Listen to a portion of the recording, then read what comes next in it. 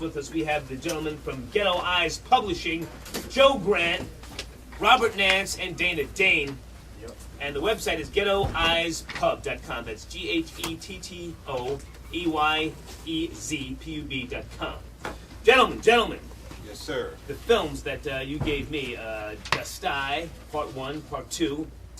Good stuff, great storylines. Thank you. Great storylines. And this is what caught my attention, aside from the conversations that we had. You know, guys that really try and take control of their destiny, who don't just sit back and wait to get pulled up on a plantation, so to speak.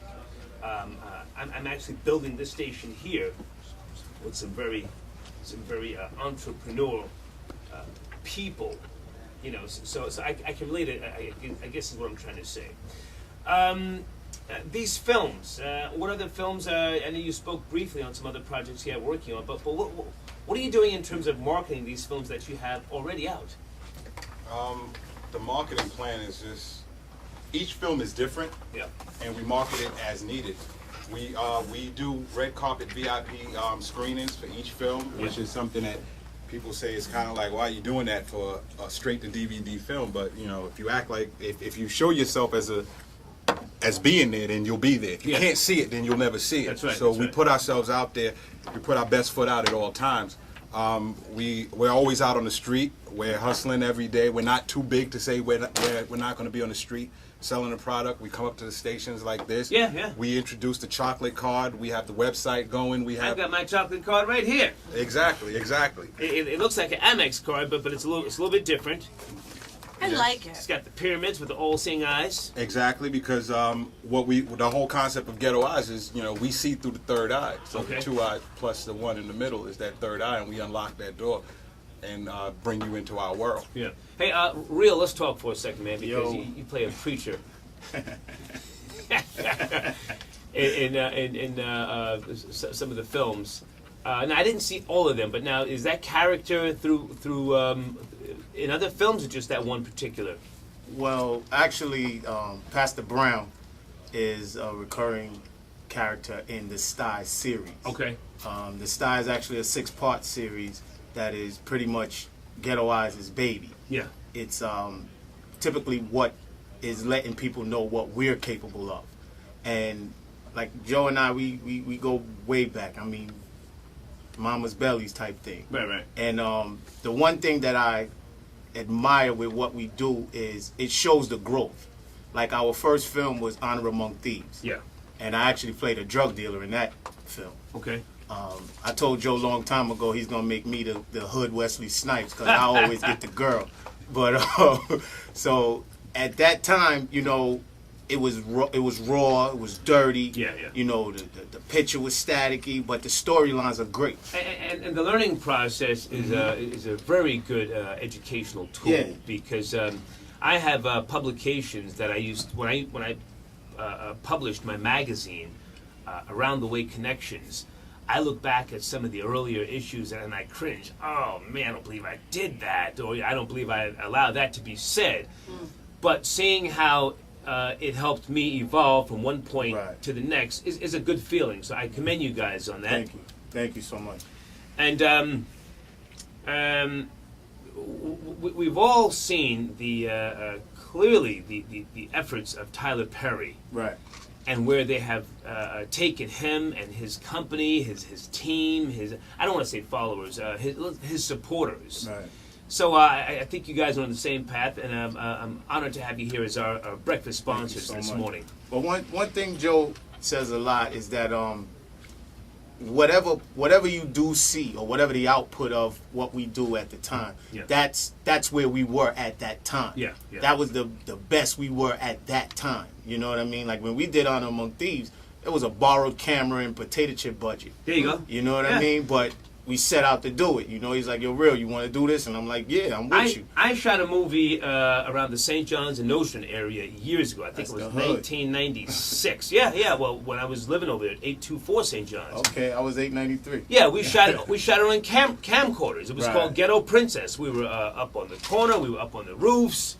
I used to have a game room over there. We had a party scene in the game room, and then we would changed the game room around to create the illusion that it was another room. We had a shootout in that room, and then we redecorated, and then it was someone's living room. Then we had a love scene. Right. So these are the things that in trying to put together these projects that really mean something to you towards the I don't want to say towards the end, but in the long run, so to speak. How'd you guys hook up with this rap legend, Dane? Last time I saw him, he was on Maverick Records. Wow. Yeah, the hater don't miss nothing. Wow. He was on Maverick Records. I think he had a video with there was some was it Doberman Pinschers? Oh yeah, that was the album cover. Yeah, it was Great Danes. I'm watching you. Yeah. Great Danes. Yeah, Great Danes. And in the video or with the pictures, you just had some tires and rims. There was no car or something, wasn't it? Yeah. They were like, the haters on top of his job. Yes, you are. Let's talk about it. How'd you guys hook up with this legend right here? Well, I used to run with a group called Triple Crown Entertainment. Okay. And we were like big party promoters, little Midtown, things like that. Right. And, tried to bring the sexy back. And Dane, I'm somewhat of a personable person. So Dane was just always there. Yeah. You know what I mean? And just from familiar faces, we got to talking. And then it was like, the one thing I understood as a barometer for what could be a friend is comfortable silence. Yeah. So we could be around each other and not speaking, but acknowledge each other's presence. Absolutely. So through the years, we just always saw each other, and he just always came across as not Dane, yeah, a genuine person. Yeah, like a real dude. So Yeah. Joe and I laugh about it because I remember breaking my mother's, phonograph, scratching his records with the dime on the arm. Yeah. You know what I mean? And then here it is, I can actually say like, that's my man. Yeah. So when I more or less when Joe and I was together doing it, we were looking for that next level. Gotcha. And we put a couple of lists together as people that we could get our hands on. Because, there's a few people we could touch. Hey, I'm sorry our phones are not working today, but I know you guys wanted to have some folks call in. Right. Chub Rock and some others. Yeah, they actually supporting the Star Series. Yeah. And, it's Dane is real instrumental in that. And like I was saying, he more or less just...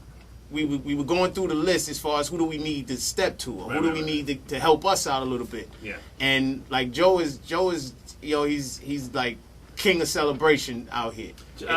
Joseph Grant we're talking about. Yeah, no doubt, no doubt. He's your partner in Ghetto Eyez Publishing. Definitely. And it's very real what you said a little while ago, because I've always said right here on this microphone in terms of people that I click with, especially chicks.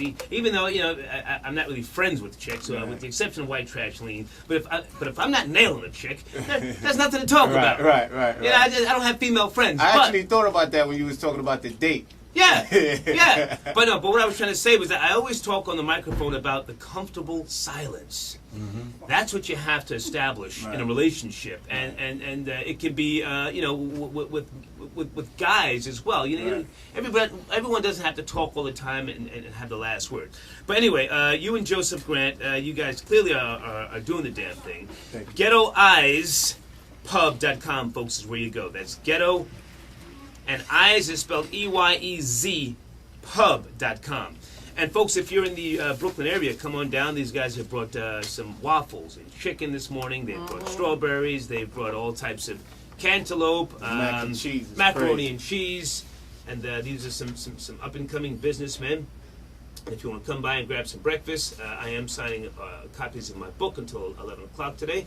We're located at 1122 Coney Island Avenue. That's 1122 Coney Island Avenue. We'll come back and we'll talk more, and maybe I could put Dane to the test in terms of some hip hop history, because even though I'm not really big in the hip hop rap world, I can pinpoint certain things just by way of OCD. Like we just mentioned Chub Rock. I saw Chub Rock. Dane, see if you remember this. It was 1988, Apollo Theater, Urban Teen Awards. Were you there, Dane? No. he said no, but Chub Rock tore that house down that night. I think a guy by the name of David Peaston had this Urban Teen Awards. Yeah, and I think he passed away since then. Yeah. But we'll come back. Yeah, but spin that Chub Rock. We'll spin a rap record right now on Pulse 87. Shot black jumps upon the scene with a lean and a heart full of cream. The green to the sunrise, I made it on the top. Robocop last year was a shot. So we just played one song.